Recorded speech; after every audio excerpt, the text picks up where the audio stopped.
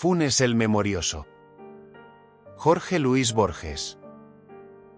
Lo recuerdo, yo no tengo derecho a pronunciar ese verbo sagrado, solo un hombre en la tierra tuvo derecho y ese hombre ha muerto, con una oscura pasionaria en la mano, viéndola como nadie la ha visto, aunque la mirara desde el crepúsculo del día hasta el de la noche, toda una vida entera. Lo recuerdo, la cara taciturna y ahindiada y singularmente remota, detrás del cigarrillo. Recuerdo, creo, sus manos afiladas de trenzado. Recuerdo cerca de esas manos un mate, con las armas de la banda oriental. Recuerdo en la ventana de la casa una estera amarilla, con un vago paisaje lacustre.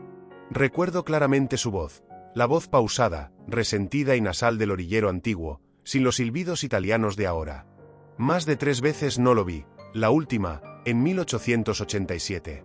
Me parece muy feliz el proyecto de que todos aquellos que lo trataron escriban sobre él. Mi testimonio será acaso el más breve y sin duda el más pobre, pero no el menos imparcial del volumen que editarán ustedes. Mi deplorable condición de argentino me impedirá incurrir en el ditirambo, género obligatorio en el Uruguay, cuando el tema es un uruguayo. Literato, cajetilla, porteño. Funes no dijo esas injuriosas palabras, pero de un modo suficiente me consta que yo representaba para él esas desventuras. Pedro Leandro Ipuche ha escrito que Funes era un precursor de los superhombres, un Zaratustra cimarrón y vernáculo, no lo discuto, pero no hay que olvidar que era también un compadrito de Fray Bentos, con ciertas incurables limitaciones. Mi primer recuerdo de Funes es muy perspicuo. Lo veo en un atardecer de marzo o febrero del año 84. Mi padre, ese año, me había llevado a veranear a Fray Bentos. Yo volvía con mi primo Bernardo a Edo de la estancia de San Francisco. Volvíamos cantando, a caballo, y esa no era la única circunstancia de mi felicidad. Después de un día bochornoso, una enorme tormenta color pizarra había escondido el cielo.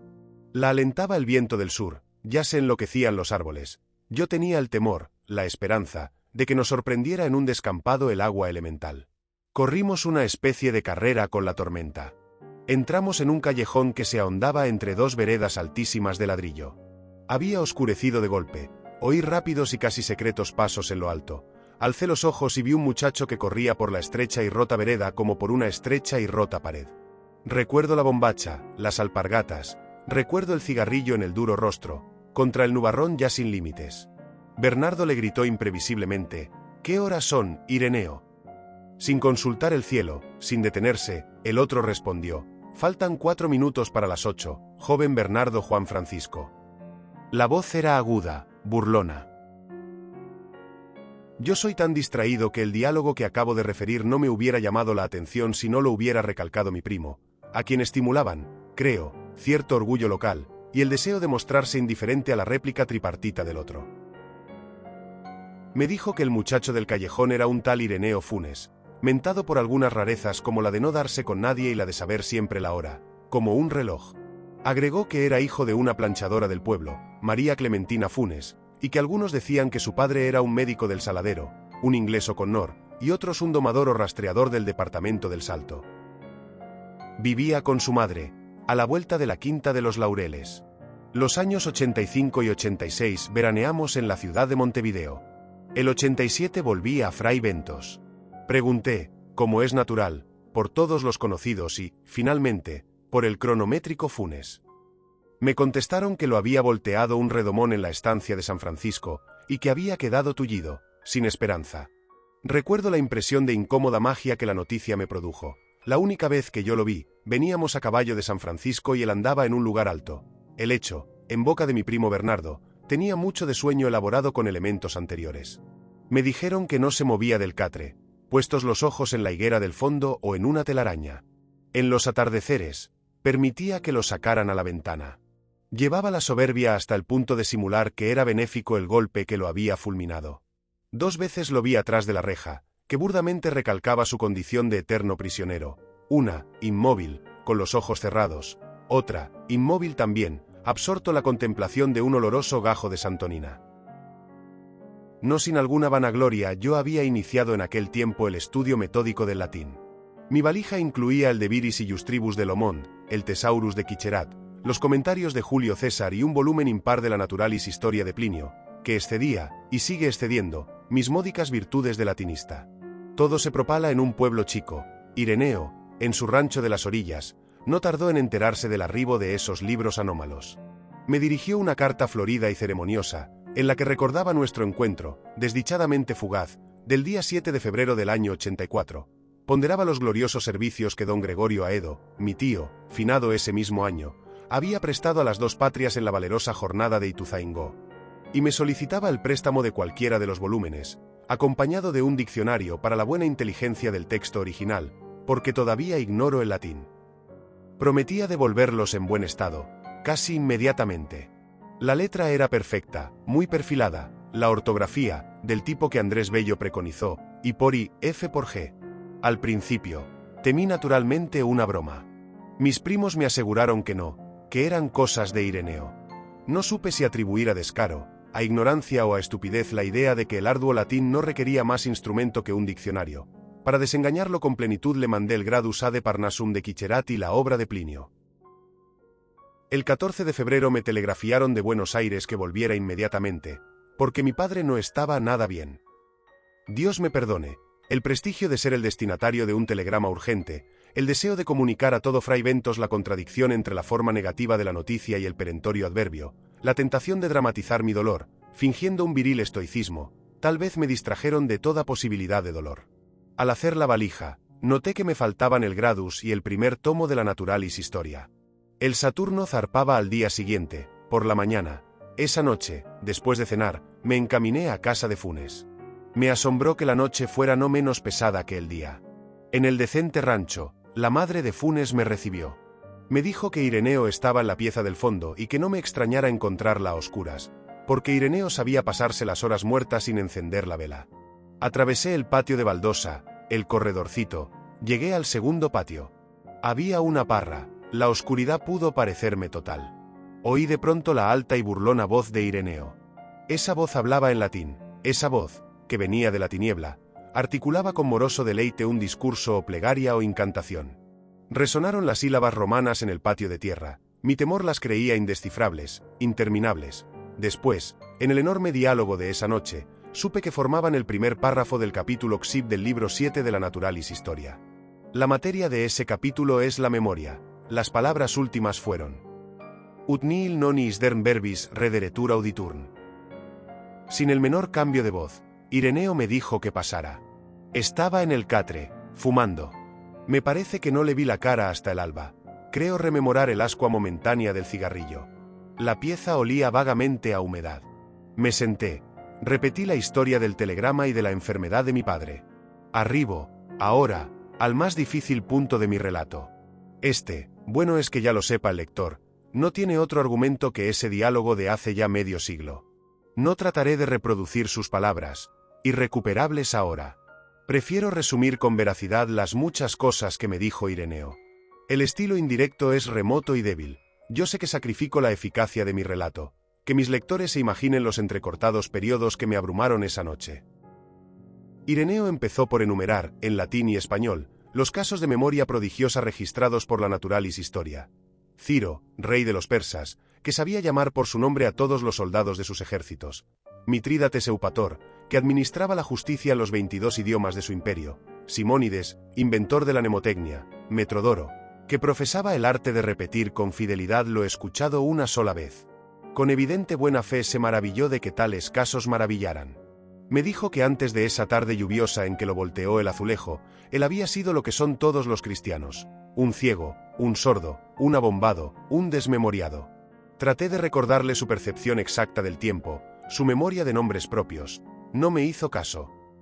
19 años había vivido como quien sueña. Miraba sin ver, oía sin oír, se olvidaba de todo, de casi todo. Al caer, perdió el conocimiento. Cuando lo recobró, el presente era casi intolerable de tan rico y tan nítido, y también las memorias más antiguas y más triviales. Poco después averiguó que estaba tullido. El hecho apenas le interesó.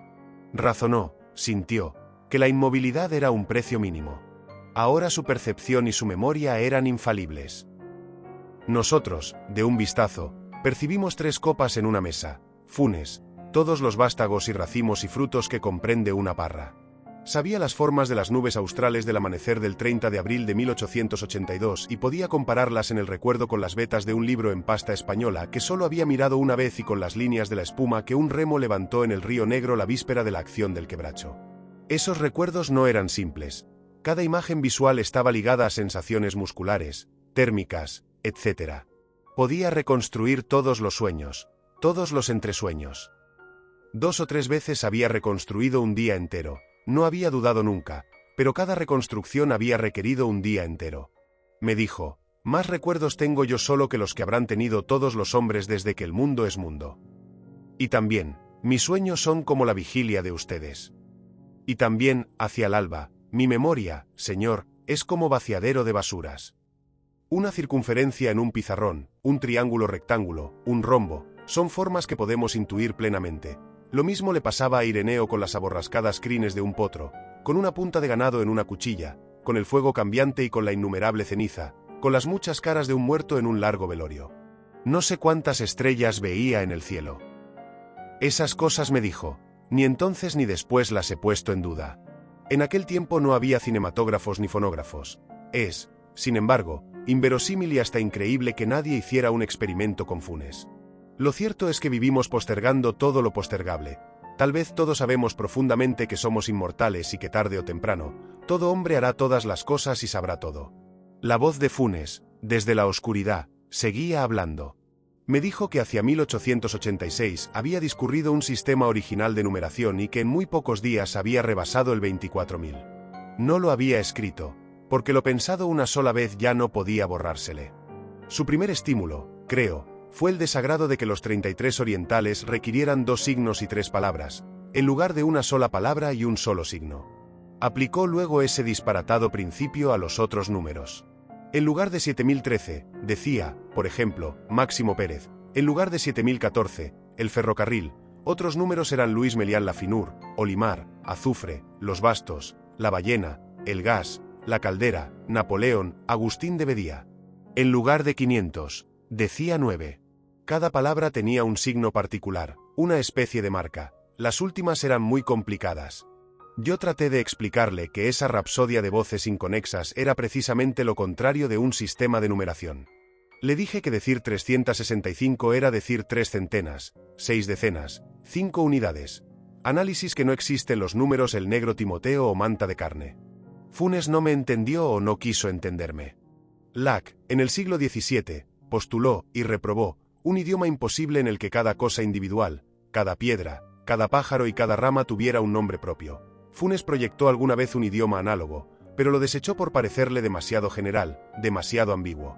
En efecto, Funes no solo recordaba cada hoja de cada árbol de cada monte, sino cada una de las veces que la había percibido o imaginado. Resolvió reducir cada una de sus jornadas pretéritas a unos 70.000 recuerdos, que definiría luego por cifras. Lo disuadieron 2 consideraciones: la conciencia de que la tarea era interminable, la conciencia de que era inútil. Pensó que en la hora de la muerte no habría acabado aún de clasificar todos los recuerdos de la niñez. Los 2 proyectos que he indicado, un vocabulario infinito para la serie natural de los números, un inútil catálogo mental de todas las imágenes del recuerdo, son insensatos, pero revelan cierta balbuciente grandeza. Nos dejan vislumbrar o inferir el vertiginoso mundo de Funes.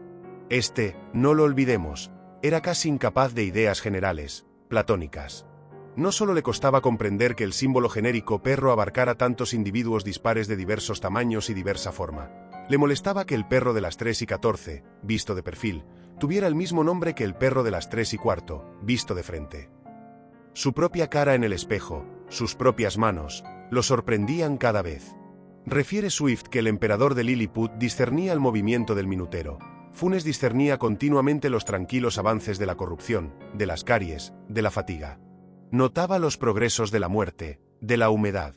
Era el solitario y lúcido espectador de un mundo multiforme, instantáneo y casi intolerablemente preciso.